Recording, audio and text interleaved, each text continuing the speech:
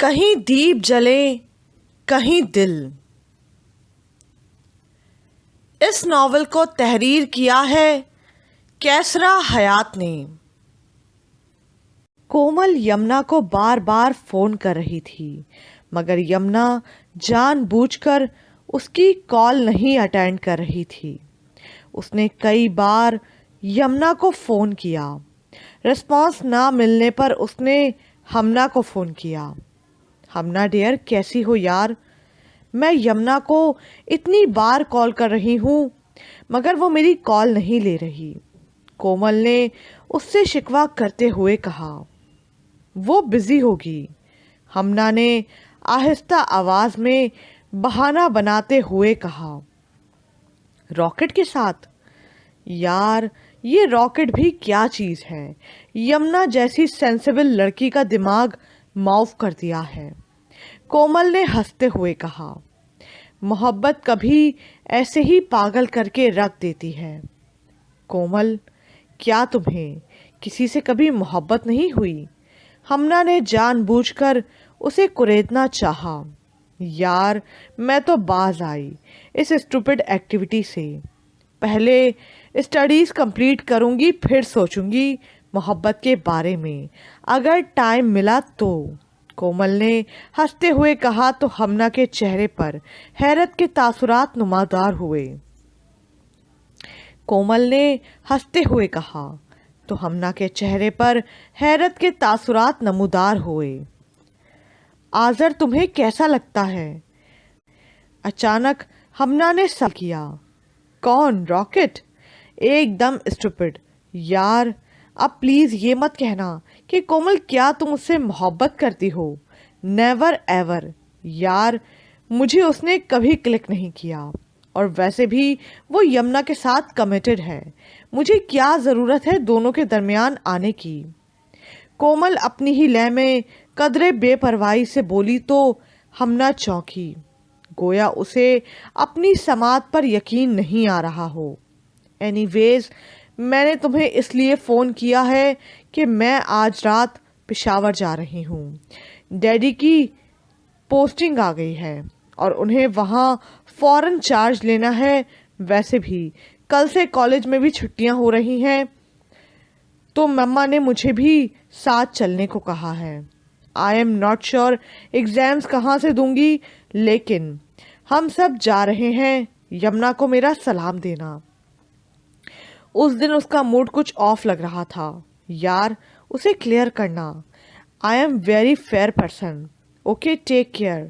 کومل نے مسکراتے ہوئے فون بند کیا تو ہمنا سوچ میں پڑ گئی۔ کومل جھوٹ نہیں بولتی، وہ بہت تھوڑے ٹائم کے لیے ان کے پاس آ گئی تھی مگر اس نے اپنی اچھی باتوں اور عادتوں سے سب کے دل مو لیے تھے۔ تمام کلاس فیلوز اور ٹیچرز بھی اسے پسند کرتے تھے۔ وہ لائق اسٹوڈنٹ ہونے کے علاوہ بہت خوش مزاج بھی تھی۔ کومل نے کبھی غلط بیانی سے کام نہیں لیا، وہ یمنا کو ڈاج نہیں کر سکتی اور آذر کے ساتھ بھی کبھی اسے اتنا فرینک ہوتے نہیں دیکھا۔ پھر آذر نے کیوں کومل کے بارے میں اتنی بڑی بات کہہ دی؟ ہمنا کا دماغ سوچ سوچ کر تھک گیا، اسے کچھ سمجھ میں نہیں آ رہا تھا۔ اٹھتے بیٹھتے کام کرتے پڑھتے ہوئے اس کا ذہن انہی باتوں میں الجھا رہتا اور وہ سوچ سوچ کر پریشان ہو رہی تھی۔ کومل کا تعلق انتہائی با اثر فیملی سے تھا۔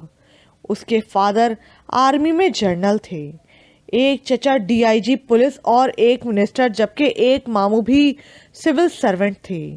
اس کے سب کزنز ایجوکیٹڈ اور انتہائی اعلیٰ عہدوں پر فائز تھے۔ اس کے نانا کی اپنی فیکٹری تھی اور وہ شہر کے کامیاب بزنس مین سمجھے جاتے تھے۔ کلاس کے اکثر اسٹوڈنٹس اس کے بیک گراؤنڈ سے متاثر تھے اور اس کے بیک گراؤنڈ کے بارے میں بہت باتیں ہوتی رہتی تھیں، مگر کومل کو اس بات کا ذرا احساس برتری نہ تھا۔ وہ بہت نارمل رہتی اور ہر ایک سے اچھی طرح بات چیت کرتی۔ ان کا کالج شہر کا مہنگا ترین کالج تھا، اس لیے اس میں پڑھنے والے سب اسٹوڈنٹس زیادہ تر اچھی فیملیز سے آتے تھے۔ ہمنا کو اس کے جانے کا بہت افسوس ہو رہا تھا، مگر اس سے زیادہ یہ افسوس تھا کہ آذر نے اس پر الزام لگایا تھا اور کومل اس الزام سے بالکل بے خبر تھی، اور جاتے ہوئے یمنا نے بھی اس سے بات نہیں کی تھی۔ کالج میں اینول ایگزام سے پہلے اسٹوڈنٹس کو پریپ لیو دے دی گئی تھی اور سب پڑھائی کرنے میں مصروف تھے، اس لیے ایک دوسرے سے ملاقات بھی کم ہو رہی تھی۔ ہمنا کو کچھ نوٹس کی ضرورت تھی تو وہ یمنا کے گھر آئی۔ وہ کچھ بجھی سی تھی اور آنکھوں میں شکوہ بھی تھا۔ وہ نوٹس لے کر جانے لگی تو یمنا اس کی طرف بغور دیکھنے لگی۔ تم کچھ خفا سی لگ رہی ہو، کیا بات ہے؟ طبیعت خراب ہے یا مجھ سے ناراض ہو؟ یمنا نے جان بوجھ کر پوچھا۔ تم سے ناراض ہوں، ہمنا نے صاف گوئی سے بتایا۔ کیوں؟ یمنا نے چونک کر پوچھا۔ تم نے کومل کے ساتھ اچھا نہیں کیا، وہ اب ہمیشہ کے لیے یہاں سے چلی گئی ہے، اور جانے سے پہلے وہ تمہیں فون کرتی رہی، تم نے اس کی کالز ہی نہیں لیں۔ ہمنا نے خفگی سے جواب دیا۔ میں اس سے بات نہیں کرنا چاہتی تھی، اس نے مجھے ڈاج کیا۔ یمنا غصے سے بولی۔ یہ جھوٹ ہے، اس نے جاتے ہوئے بھی صاف گوئی سے مجھے بتایا کہ اس کا آذر کے ساتھ کوئی افیئر نہیں تھا۔ ہمنا نے بتایا۔ کیا تم نے اسے ساری بات بتا دی جو آذر نے مجھے بتائی تھی؟ یمنا نے حیرت سے پوچھا۔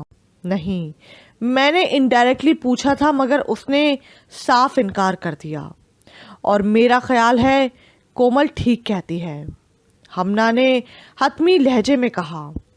تمہارا خیال ہے آذر نے جھوٹ بولا؟ یمنا نے چونک کر پوچھا۔ ہاں، ہمنا نے قطعیت سے جواب دیا۔ آذر مجھ سے جھوٹ نہیں بول سکتا، میں اس پر اپنے آپ سے بھی زیادہ ٹرسٹ کرتی ہوں، یمنا نے محبت بھرے لہجے میں جواب دیا۔ تم اس کی محبت میں اندھی ہو رہی ہو۔ یمنا، اپنی آنکھیں کھولو، آذر اتنا ریلائبل بھی نہیں۔ کیا تم وہ دن بھول چکی ہو جب آذر تم سے مس بیہیو کرتا تھا؟ ہمنا نے اسے یاد دلایا۔ اور وہ اس کے لیے مجھ سے کئی بار معافی بھی مانگ چکا ہے، یمنا نے کہا۔ تم آذر پر ٹرسٹ کر سکتی ہو، میں نہیں، ہمنا نے جواب دیا۔ اس لیے کہ تم کومل پر زیادہ ٹرسٹ کرتی ہو، یمنا نے کہا۔ ہاں اور کیا، ہمنا نے جواب دیا۔ اگر میں تمہاری بات پر یقین کر بھی لوں تو ایک لمحے کے لیے یہ سوچو کہ آذر کو کومل پر اتنا بڑا الزام لگانے کی کیا ضرورت تھی؟ یمنا نے پوچھا۔ اب اس بات کی حقیقت کیا ہے اور آذر ایسا کیوں کر رہا ہے میں نہیں جانتی، مگر یمنا، اس نے ہم فرینڈز میں پھوٹ ڈالنے کی کوشش کی ہے۔ اگر آج اس نے کومل کے ساتھ کیا ہے، کل کو وہ تمہارے ساتھ اور میرے ساتھ بھی ایسا کچھ کر سکتا ہے۔ کیا تم اس کی محبت میں مجھے بھی چھوڑ دو گی؟ آنکھیں کھولو اور اس پر اتنا زیادہ ٹرسٹ مت کرو۔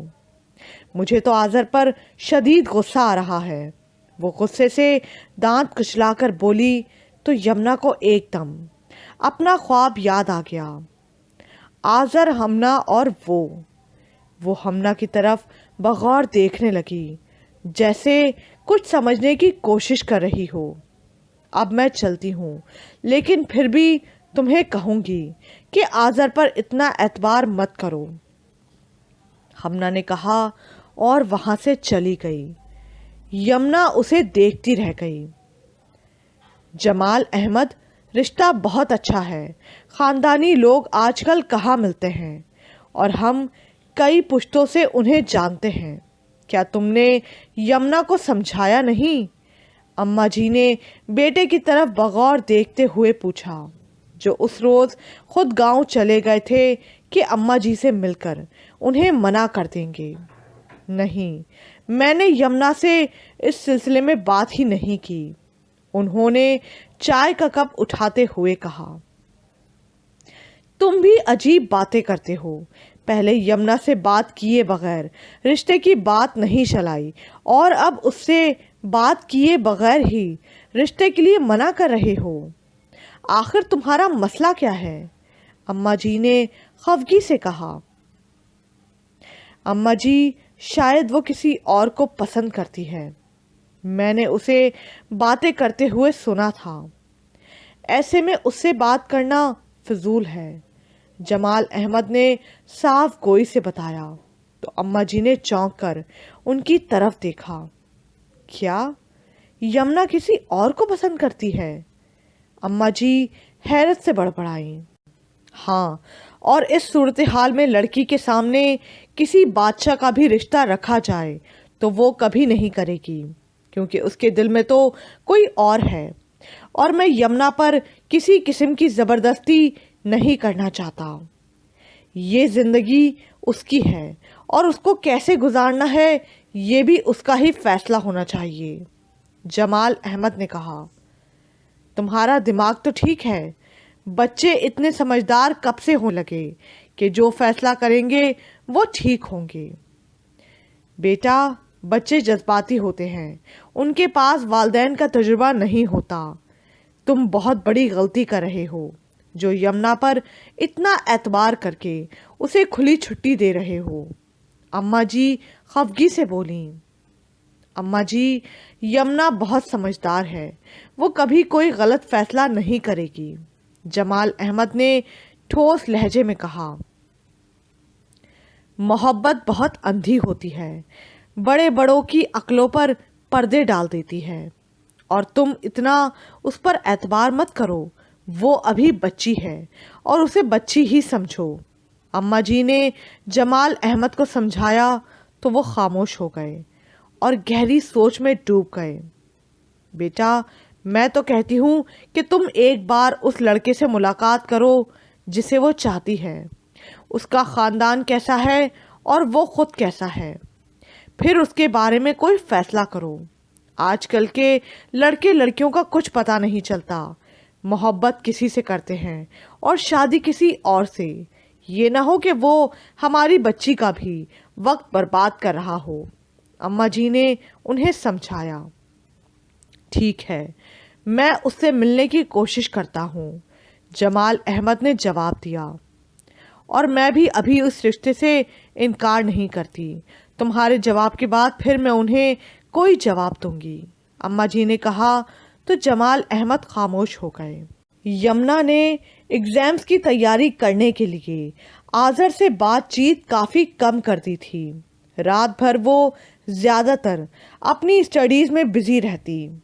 آذر کو یوں لگتا تھا جیسے یمنا اس سے ناراض ہو گئی ہو۔ وہ جب بھی اس سے بات کرتا تو یمنا ادھر ادھر کی سرسری سی باتیں کر کے ختم کر دیتی، اور آذر کو بہت تشنگی سی محسوس ہوتی۔ اسے نہ جانے کیوں یہ محسوس ہونے لگا تھا کہ یمنا اس سے دور جا رہی ہے۔ یمنا کے اس رویے کی وجہ سے وہ قدرے اگریسو ہونے لگا تھا۔ اسے یہ شک سا ہونے لگا کہ کومل کی وجہ سے یمنا اس پر اعتبار نہیں کر رہی، اگرچہ یمنا نے اس سے ایسی کوئی بات نہیں کی تھی، صرف اسے کومل کے جانے کے بارے میں بتایا تھا اور وہ خاموش ہو گیا تھا۔ رات گہری ہو رہی تھی اور آذر کا پڑھنے کو بالکل دل نہیں کر رہا تھا۔ وہ بیڈ پر لیٹا یمنا کے بارے میں مسلسل سوچ رہا تھا۔ ایک دم ایک ابال سا اٹھا اور اس نے یمنا کا نمبر ملایا۔ کیا کر رہی ہو؟ میں تمہیں کتنا مس کر رہا ہوں، تمہیں شاید اس کا اندازہ نہیں، آذر نے قدرے جذباتی ہو کر کہا۔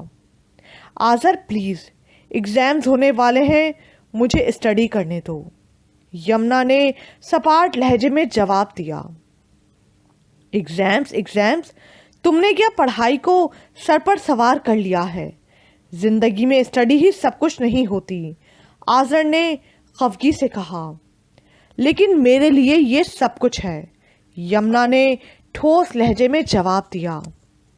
میں آبزرو کر رہا ہوں، تمہارا رویہ کچھ بدل رہا ہے، आज़र ने कुरेदना चाहा। नहीं यार, ऐसी कोई बात नहीं, एग्ज़ाम्स के बाद मैं तुमसे बात करूँगी। यमुना ने कहा। नहीं, मुझे आज और अभी तुमसे बातें करनी हैं, बहुत ज़्यादा बातें। आज़र ज़िद करने लगा। आज़र प्लीज़, आज नहीं, मुझे नोट्स मुकम्मल करने हैं।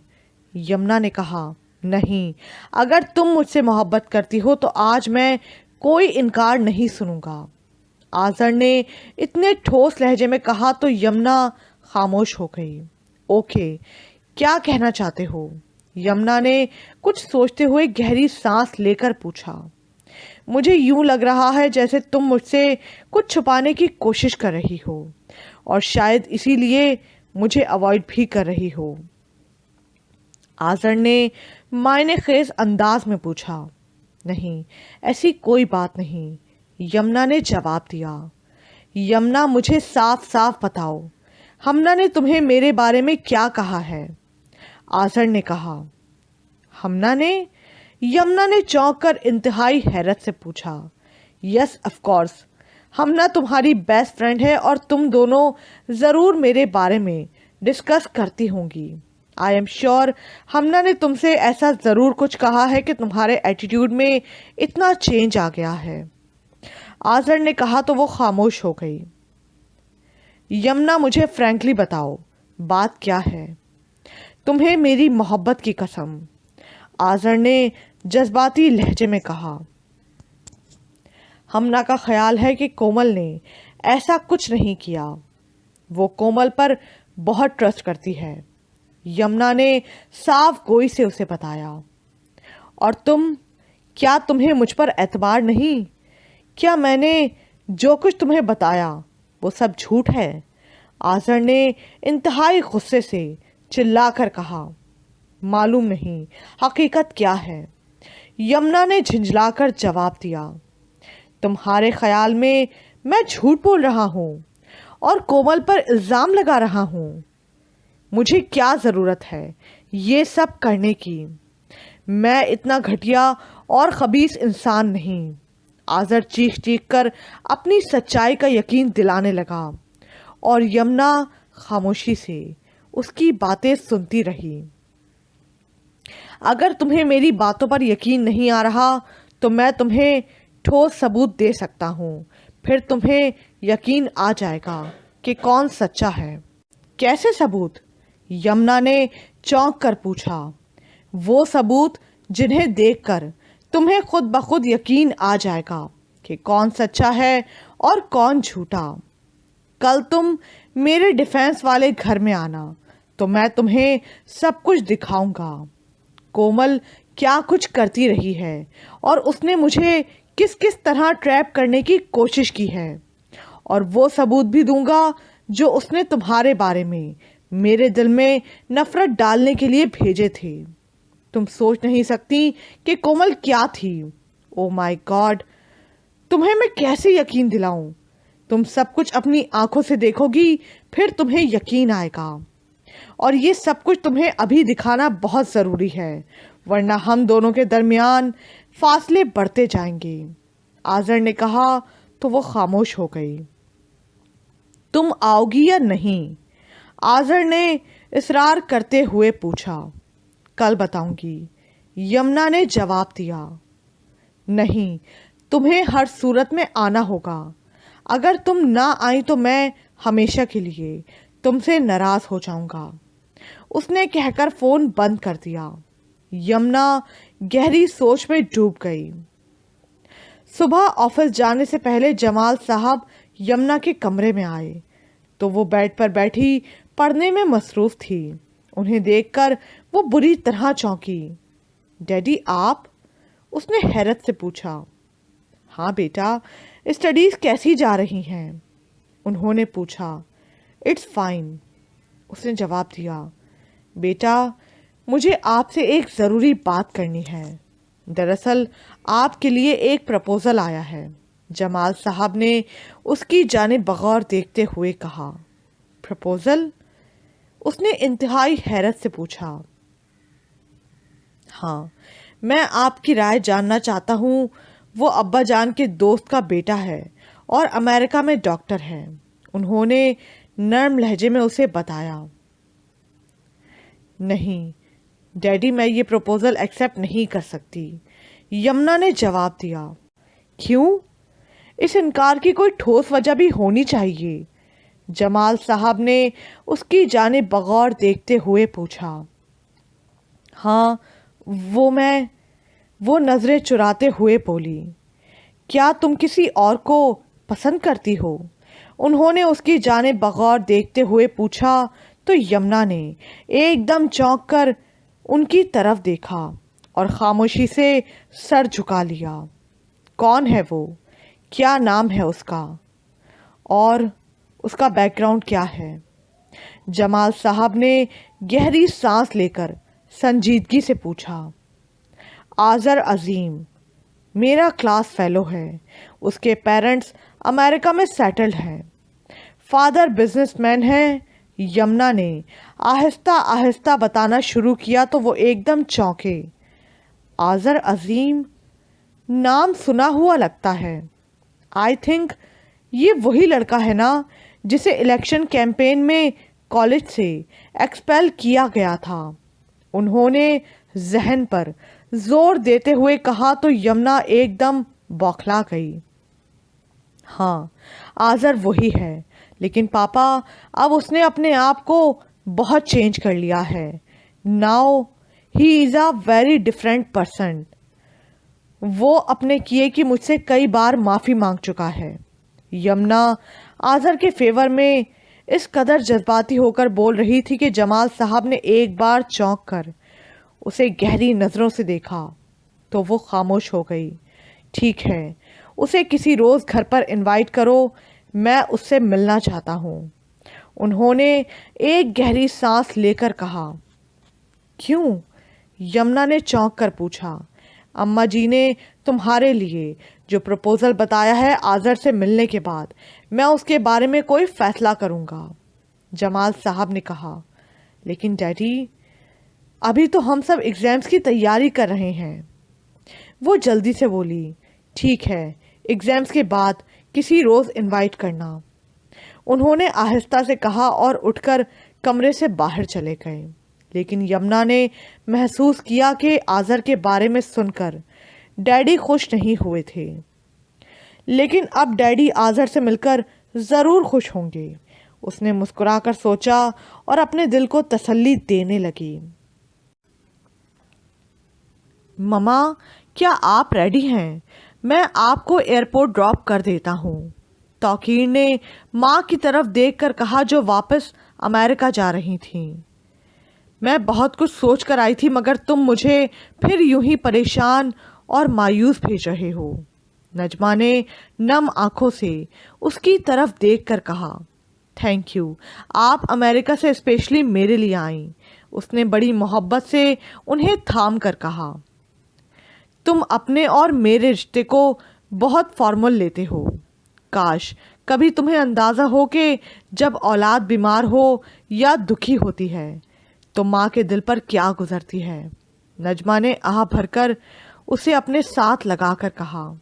آئی ایم سوری، آپ میری وجہ سے بہت اپسیٹ رہتی ہیں، توقیر نم آنکھوں سے ان کی طرف دیکھ کر بولا۔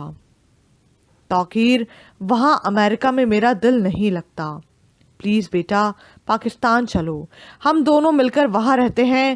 اب رشنا بھی کینیڈا جانے والی ہے، اس کے ڈاکیومنٹس کمپلیٹ ہو گئے ہیں، ورنہ وہی میرے پاس پاکستان میں رہ جاتی، نجمہ نے اس کا ہاتھ پکڑ کر التجائیہ انداز میں کہا تو توقیر خاموش ہو گیا۔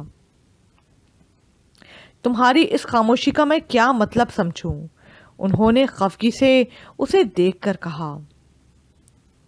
میرے پاس آپ کے کسی سوال کا جواب نہیں، توقیر ان کی طرف دیکھے بغیر بولا۔ پھر ٹھیک ہے، آئندہ نہ میں تم سے کوئی بات کروں گی اور نہ ہی کسی بات کے لیے اصرار کروں گی، نجمہ نے غصے سے کہا اور اپنا شولڈر بیگ اور ہینڈ کیری پکڑ کر باہر جانے لگی۔ مما پلیز یوں ناراض ہو کر نہ جائیں، اس نے پریشان ہو کر ان کے پیچھے بھاگتے ہوئے کہا۔ नजमा अपनी आंखों को टिश्यू पेपर से साफ करते हुए आगे बढ़ती चली गई। रिदा कमरे में मौजूद नहीं थी।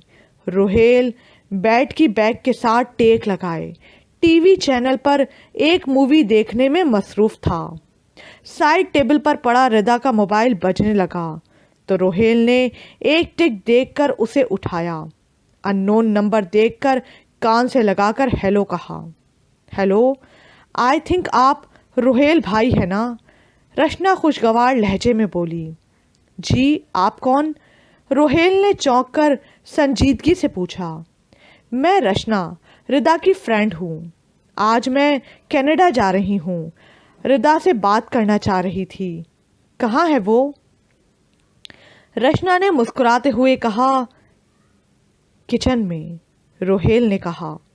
रिदा और किचन में? रचना ने इंतहाई हैरत से पूछा। हाँ, तो इसमें हैरत की क्या बात है? वो मेरे लिए चाय बनाने गई है। रोहेल ने मुस्कुराते हुए कहा। इट्स अमेजिंग, मुझे उसने कभी खुद से चाय बनाकर नहीं पिलाई, मगर आपके लिए वो खुद चाय बनाने गई है। रचना ने मुस्कुराते हुए कहा। हाँ भाई, वो आपसे मोहब्बत भी तो बहुत करती है। इतनी मोहब्बत अपने भाइयों के अलावा शायद ही किसी और से करती हो। रचना ने हंसते हुए कहा। ये आप कैसे कह सकती हैं? रोहेल ने चौंक कर पूछा। जनाब, मैं 5 साल से उसकी दोस्त हूँ और अच्छी तरह जानती हूँ कि आप उसकी ज़िंदगी में आने वाले पहले मर्द हैं जिससे रिदा ने शदीद मोहब्बत की है। आप भी मेरी फ्रेंड की मोहब्बत की बहुत वैल्यू कीजिएगा। इतनी स्वीट लड़की बहुत नसीब वालों को मिलती है। रचना ने मुस्कुराते हुए कहा तो रोहेल के चेहरे पर हल्की सी मुस्कुराहट फैल गई। उसी वक्त रिदा ट्रे में चाय के 2 मग्स रखकर लाई। तुम्हारी फ्रेंड रचना की कॉल है। रोहेल ने जल्दी से मोबाइल उसकी तरफ बढ़ाते हुए कहा। ओ रचना, रिदा मुस्कुराते हुए बोली और वो फ़ोन लेकर उससे बातें करने लगी, जबकि रोहेल मुस्कुराकर उसे देखते हुए चाय पीने लगा। फ़ाहम लाउंज में खड़ा मोबाइल पर हैदर अली से बात करने में मसरूफ़ था। यार फ़ाहम, अगर पॉसिबल हो तो मुझे अपने मोबाइल में वो मैसेज दिखा दो जो फरहान ने तुम लोगों को किए हैं। क्यों, खैरियत तो है? फ़ाहम ने चौंक कर पूछा। हाँ, खैरियत ही है। एक्चुअली फरहान इस बात को नहीं मानता कि उसने किसी को रॉन्ग कॉल्स या मैसेजेस के ज़रिए परेशान किया है। हैदर ने उसे बताया। लेकिन यार, इससे तो सारी बात खुल जाएगी कि हमने ही उसकी शिकायत की है। फ़ाहम ने हैरत से कहा। यार, अब तुम पुलिस वालों को इतना बेवकूफ़ भी ना समझो कि हम सारी बात उस पर जाहिर कर देंगे। इनफैक्ट मैं उन मैसेजेस के ज़रिए पूरी डिटेल लेना चाहता हूँ। मैं अपनी पूरी कोशिश से अभी उसकी ज़मानत नहीं होने दे रहा। तुम बेफिक्र रहो, कोई गड़बड़ नहीं होने दूंगा। हैदर ने मुस्कुराते हुए कहा। ओके, मैं आता हूँ, फ़ाहम ने कहा, जबकि हातिम उसके पीछे खड़ा तमाम बातें सुन रहा था। फ़ाहम मुड़ा तो हातिम को सामने पाकर चौंक गया। ओह हातिम, तुम? फ़ाहम ने सर पर हाथ फेरते हुए कहा तो हातिम ने बगौर उसकी जानिब देखा। मुझे तुम्हारा वो मोबाइल चाहिए जिस पर तुम्हें मैसेजेस आते रहे हैं। क्यों? हातिम ने चौंक कर पूछा। बस ज़रूरत है, फ़ाहम ने कुछ सोचते हुए कहा। किसको? उसने हैरत से पूछा।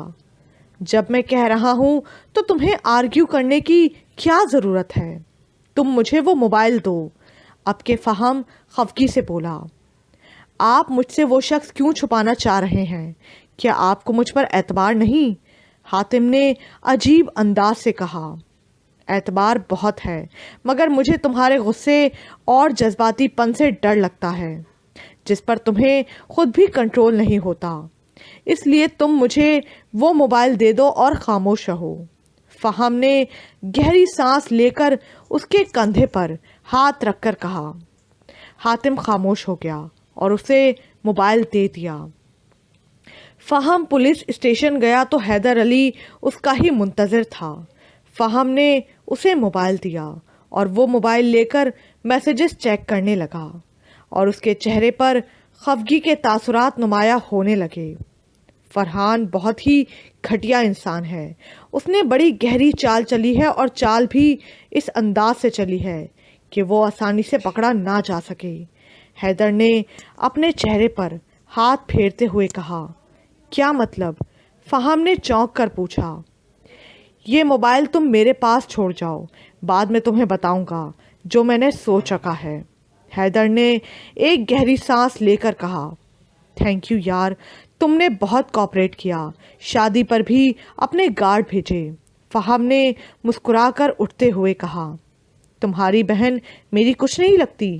حیدر مسکراتے ہوئے بولا، آف کورس۔ فہم نے مسکراتے ہوئے کہا تو فہم باہر جانے لگا۔ چلو اکٹھے چلتے ہیں، مجھے بھی ایک ضروری کام سے باہر جانا ہے، حیدر نے اس کے ساتھ باہر جاتے ہوئے کہا اور دونوں کوریڈور میں سے گزرے۔ وہ باتیں کرتے جا رہے تھے۔ فرحان کو ایک سپاہی ہتھ کڑی لگائے دوسری جانب لے جا رہا تھا۔ فرحان نے ایک دم چونک کر فہم کو دیکھا اور کچھ سوچتے ہوئے معنی خیز انداز میں آنکھیں گھمانے لگا۔ اوہ، تو یہ کارستانی تمہاری ہے، فرحان نے اپنے چہرے پر ہاتھ پھیرتے ہوئے سوچا اور اس نے انتقامی انداز میں فہم کی طرف دیکھا۔ سپاہی نے اسے لے جا کر لاک اپ میں بند کر دیا۔ فہم حیدر علی کے ساتھ باتیں کرتا ہوا باہر چلا گیا اور پھر اس سے ہاتھ ملا کر اپنی گاڑی کی جانب چلا گیا۔ فہم مطمئن تھا کہ حیدر علی فرحان کو ایسی سزا ضرور دے گا جس کا وہ مستحق ہے، لیکن فہم کو دیکھ کر فرحان کے اندر جو آگ بھڑکی تھی وہ اس کی جلن سے انتہائی مضطرب ہو کر دیوار پر مکے مارنے لگا۔ بیگم صاحبہ، ہماری ردا بی بی کتنی خوبصورت لگ رہی ہیں، بالکل پری لگ رہی ہیں، اتنی پیاری جیسے چاند کی ملکہ۔ زاہدہ نے مسکراتے ہوئے تصویریں دیکھ کر خدیجہ بیگم سے کہا۔ وہ دونوں بیٹھی ردا کی شادی کی تصویریں دیکھ رہی تھیں۔ جبھی شمیلہ چائے کا مگ پکڑے لاؤنج میں آ کر بیٹھ گئی، اور روہیل بھائی بھی کتنے خوبصورت لگ رہے تھے۔ شادی پر سب یہی کہہ رہے تھے کہ چاند سورج کی جوڑی لگتی ہے دونوں کی۔ زاہدہ ان کی طرف دیکھ کر بولی، ہاں، اللہ نظر بد سے بچائے۔ خدیجہ مسکرا کر دعائیہ لہجے میں کہنے لگی، اللہ میری بچی کا نصیب اچھا کرے، انشاءاللہ اچھا ہی ہوگا۔ ردا بی بی ہیں ہی بڑی نصیب والی، جہاں جاتی ہیں محبتیں ہی سمیٹتی ہیں۔ یہاں تھیں تو سب کی آنکھوں کا تارا تھیں، اور اب سانس ملی ہیں کہ بلائیں لیتے نہیں تھکتی۔ اتنی محبتیں بہت کم لوگوں کو نصیب ہوتی ہیں۔ زاہدہ نے اچانک شمیلہ کی طرف دیکھ کر کہا، زاہدہ، یہ تم مجھے دیکھ کر کیوں بات کر رہی ہو؟ شمیلہ خفگی سے بولی، کب؟ زاہدہ نے بوکھلا کر کہا، میں اچھی طرح تمہاری باتوں کا مطلب جانتی ہوں۔ آپ ان 2 ٹکے کی نوکرانیوں کو اپنے ساتھ ملا کر میرے خلاف محاذ بنا رہی ہیں نا؟ شمیلہ نے ساس کی طرف دیکھ کر غصے سے کہا، یہ گھر ہے بیٹی، کوئی میدان جنگ نہیں جہاں میں محاذ بناؤں گی۔ تم فضول باتیں سوچنا چھوڑ دو۔ انہوں نے ایک دم چونک کر خفگی سے کہا، ہاں، میں بھی فضول اور میری باتیں بھی فضول۔ سب سے اچھی تو آپ اور آپ کی ردا ہے، یا پھر یہ نوکرانیاں۔ شمیلہ طنزیہ لہجے میں بولی، جو کچھ آپ میرے ساتھ کرتی ہیں اللہ کرے آپ کی ردا کے ساتھ بھی ہو، وہ کبھی خوش نہ رہے۔ شمیلہ نے اٹھتے ہوئے غصے سے کہا، خبردار جو ردا کا نام لیا۔ خدیجہ نے ایسے غصے سے ڈانٹتے ہوئے کہا تو وہ وہاں سے چلی گئی۔ بیگم صاحبہ، میرا تو دل ڈرنے لگا ہے، ان کی حاسد نظریں کہیں ردا بی بی کو۔ زاہدہ نے گھبرا کر ان کی طرف دیکھ کر کہا، اللہ نہ کرے، یہ لو ردا کا صدقہ نکال دینا، اللہ میری بچی پر رحم کرے اور حاسدین کی بد نظر سے بچائے۔ خدیجہ نے گھبرا کر پیسے نکالتے ہوئے کہا اور زاہدہ گھبرا کر اٹھ گئی۔